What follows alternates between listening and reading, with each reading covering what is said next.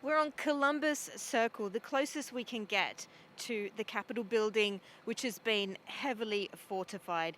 No sign so far of the promised million militia marches. Instead, there's an eerie calmness to the city as it celebrates the legacy of Dr. Martin Luther King. Behind me, you can see city workers putting the finishing touches on the razor wire barricades in front of the Capitol ahead of Inauguration Day. Why did you come here to this spot today? Oh, we've just been walking around with our daughter just to kind of see how close we could get to maybe take some pictures, take a look, see what it's like, especially when we get back home to Chicago area. That people ask us questions, we can tell them what we saw, what we didn't see.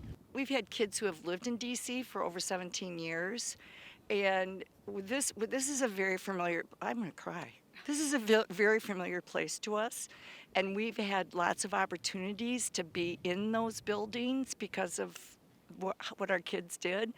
And so for us to come here when it should be very joyous and uplifting, it just feels. I expect the pall to lift on Wednesday. I just expect it. Yeah. It'll lift. It'll be much better. Anyway.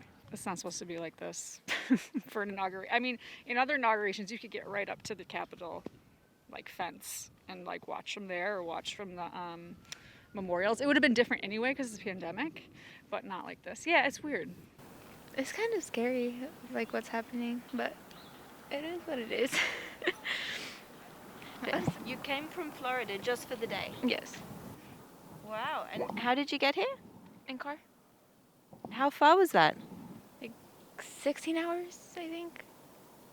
You traveled 16 hours to come and see the lockdown in DC. Yeah. We went to North Carolina, but then we traveled over here. Was it worth the trip? Yes.